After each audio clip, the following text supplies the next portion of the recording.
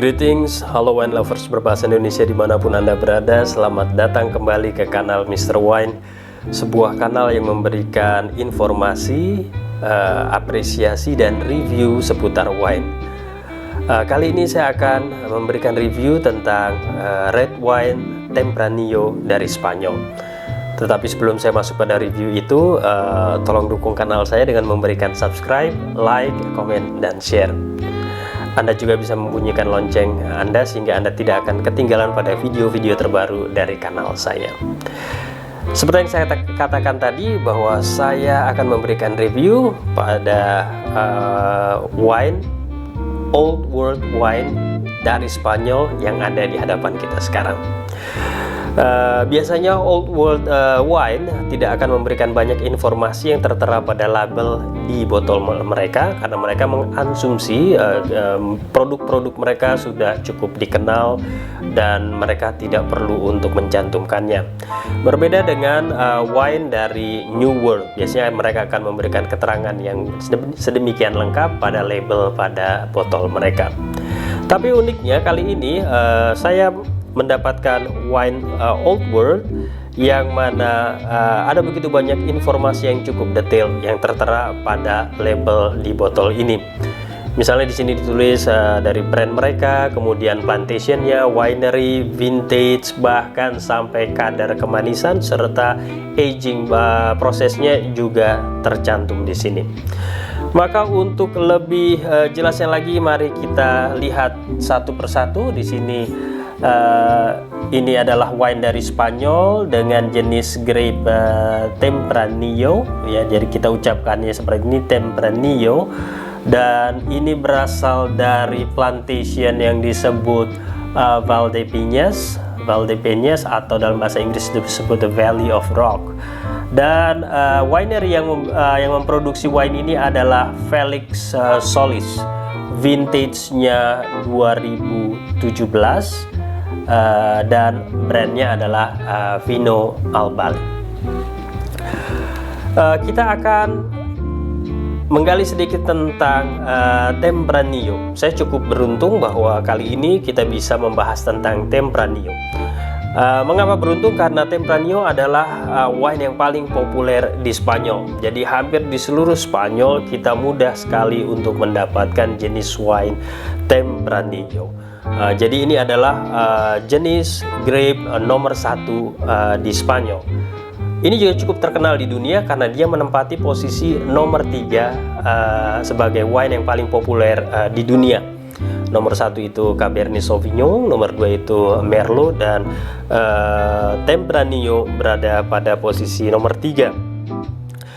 Dan nama Tempranillo itu berasal dari kata temprano yang berarti lebih awal, karena jenis anggur ini dipanen beberapa pekan lebih awal daripada jenis wine yang lain.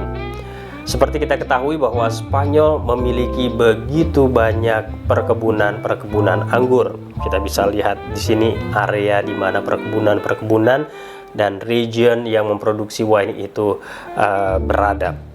Dan Spanyol juga sudah memiliki tradisi yang cukup lama dalam industri wine. Spanyol merupakan negara terbesar kedua sebagai produsen sebagai produsen wine setelah Italia dan di atas dari Perancis. Nama Tempranillo itu sendiri adalah nama generik. Nama ini kerap digunakan di area La Rioja, ya, yang mana hampir seluruh perkebunan dari perkebunan anggur di La Rioja itu mereka menanam jenis Tempranillo. Tetapi di seluruh pelosok Spanyol banyak sekali perkebunan yang menanam jenis ini, dan dia juga memiliki nama-nama yang berbeda di tempat-tempat yang lain, seperti misalnya di daerah lain di Spanyol disebut Vino Tinto, kadang-kadang juga disebut Vina del Pais, dan di negara tetangga mereka di Portugal mereka disebut dengan nama Tinto de Aragones. Jadi memang selain di Spanyol ada beberapa negara juga yang memproduksi besar-besaran jenis Tempranillo, seperti Portugal, kemudian Argentina, Amerika Serikat, Perancis, dan bahkan ada dua negara tetangga kita, yaitu Myanmar dan Thailand, yang sudah memulai perkebunan Tempranillo di area mereka. Luar biasa. Sedangkan kalau kita lihat di sini tentang winery Felix Solis, merupakan salah satu winery yang terkemuka di Spanyol. Mereka memiliki dua area perkebunan besar di La Mancha dan di Valdepeñas. Dan Vino Albali ini merupakan produksi dari perkebunan di Valdepeñas. Nama Albali itu sendiri berasal dari nama bintang yang paling terang dari konstelasi atau rasi bintang Aquarius. Jadi merek Vina Albali ini menjadi merek andalan mereka yang paling bersinar di area Valdepeñas. Dan kalau kita lihat di sini ada juga keterangan semi dulce. Semi dulce ini adalah kadar dari tingkat kemanisan dari wine. Jadi kalau di Spanyol mereka menggunakan yang kita lihat di sini, tabel di sini ya, yang tidak manis dari mulai paling bawah disebut dengan sec, atau mereka sebut dengan kata seco atau dry dalam bahasa Inggris. Kemudian di atasnya mereka sebut dengan semi seco, atau dalam kriteria bahasa Inggris disebut dengan semi dry ya. Kemudian level ketiga yaitu level yang ditulis di sini, yaitu semi dulce, atau dalam bahasa Inggris disebut dengan semi sweet. Dan akhirnya level paling tinggi yang paling manis itu disebut dengan dulce atau kategori sweet. Oke, jadi kalau menurut yang ditulis di sini, kadar kemanisannya adalah semi dulce atau semi sweet. Dan kalau kita lihat vintage-nya tahun 2017, sekarang tahun 2020, apakah saya beruntung bahwa saya memiliki waktu 3 tahun untuk mengkonsumsi ini sebelum wine ini dibuka. Kita bisa lihat di bagian belakang ya, di sini ada proses agingnya dan ada tulisan di sini, ditulis di sini dikatakan bahwa ini dengan jenis Sin Crianza. Apa itu Sin Crianza? Oke, jadi wine yang setelah diproduksi, setelah melewati masa fermentasi, mereka akan masuk pada proses penuaan atau aging proses. Ya, kalau dalam bahasa Spanyol kalau ditulis crianza, berarti mereka sudah melewati waktu penuaan kurang lebih 2 tahun. Sedangkan kalau ditulis dengan kata reserva, berarti mereka sudah melalui proses penuaan atau aging proses selama 3 tahun. Dan kalau ditulis dengan kata Gran Reserva, berarti mereka sudah melewati proses penuaan lebih dari 5 tahun. Nah, itu yang bagus. Proses penuaannya itu dimasukkan ke dalam tong-tong dari kayu oak ya. Sedangkan kalau ditulis Sin Crianza, berarti wine ini tidak melewati proses penuaan. Jadi sebenarnya ini adalah wine taster dari tahun 2017 yang diproduksi untuk menjadi semacam sampel untuk memberitahu kepada konsumen kira-kira seperti ini kualitas dan kualifikasi dari Tempranillo untuk panen 2017 dan harus dikonsumsi di tahun 2017 juga. Nah, sekarang kita akan lihat apakah semua yang ditulis ini betul-betul memberikan kualitas seperti yang tertulis. Mari sekarang kita uncork.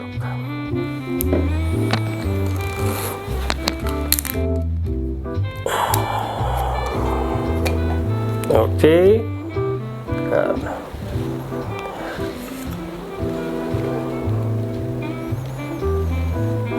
Ya, baunya mild. Kita tuang. Ini langsung terlihat di sini.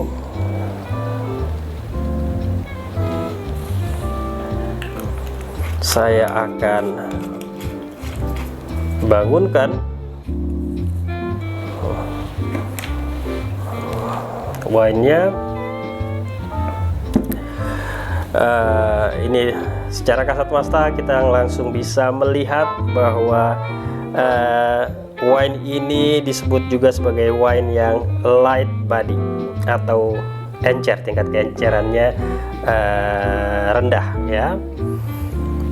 Saya akan putar-putar. Biasanya apa yang akan saya review? Yang saya review adalah warna ya, kemudian aroma dan second aroma, kemudian bisa kita lihat juga tentang tingkat kepadatan. tingkat keasaman dan juga level dari rasa manis ya. Dan yang terakhir adalah apakah memiliki tingkat rasa tannin seperti yang dimiliki oleh anggur-anggur merah atau red wine pada umumnya. Oke, kita lihat di sini warnanya ya. Secara kasat mata kita langsung tahu bahwa ini termasuk dalam wine yang light. Warnanya merah ruby ya. Kita lihat di sini warnanya merah ruby. Jadi dia lebih muda daripada misalnya Cabernet Sauvignon ya. Oke, kita putar-putar supaya dia bangun, supaya memberikan juga aerasi atau mengikat oksigen.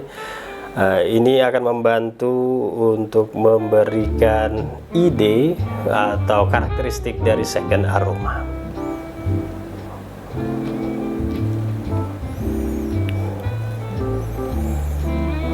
Ya, warnanya memang light.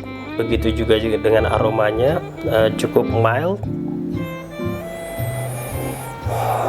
dan ada buah-buahan Mediterania seperti buah olive ya, bau buah olive di dalam wine ini.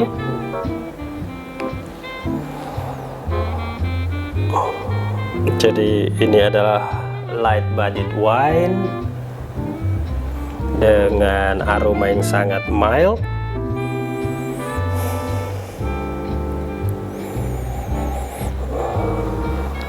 Saya akan mencicipinya.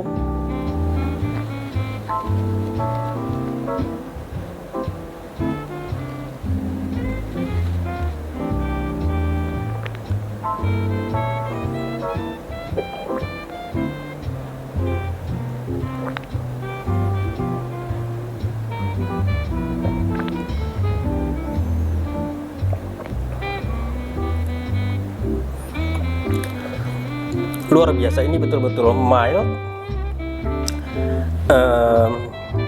mempunyai tingkat keasaman yang medium,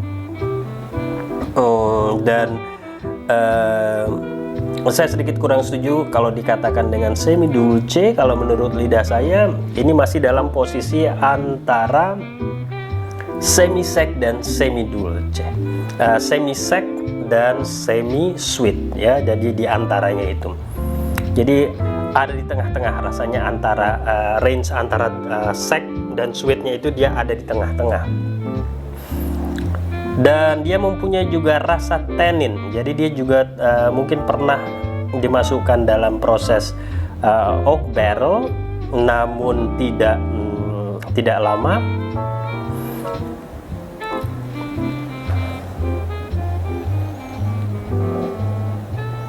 Dan sekarang baunya semakin keluar, aromanya sangat baik, sangat light.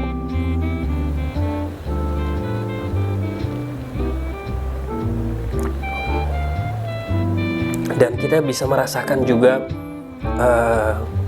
rasa dari buah-buahan yang menjadi campuran dari wine di sini ya. Dan dia mempunyai kandungan alkohol 12%, jadi sebenarnya dia menengah, tapi justru kita harus hati-hati karena kelihatannya light. Kita akan minum terus dan akhirnya mungkin tanpa sadar kita bisa terpengaruh juga.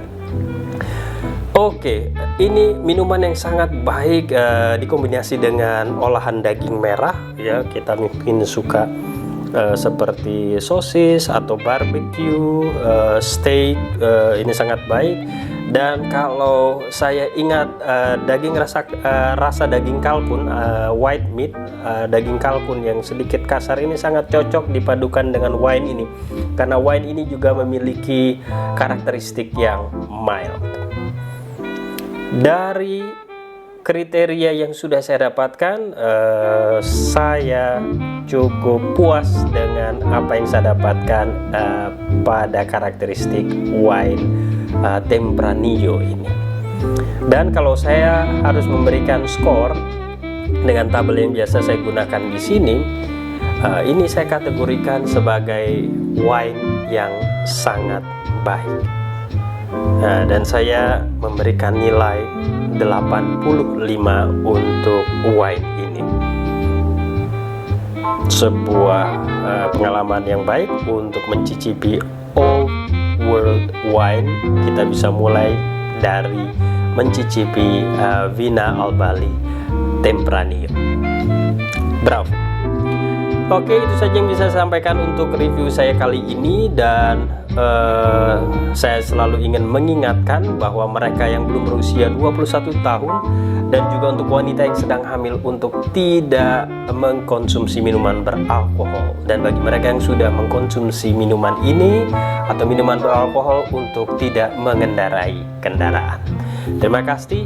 Stay tune di kanal saya, kanal Mr. Wine. Ada begitu banyak informasi menarik yang bisa kita dapatkan dari wine ini. Stay sober and be responsible.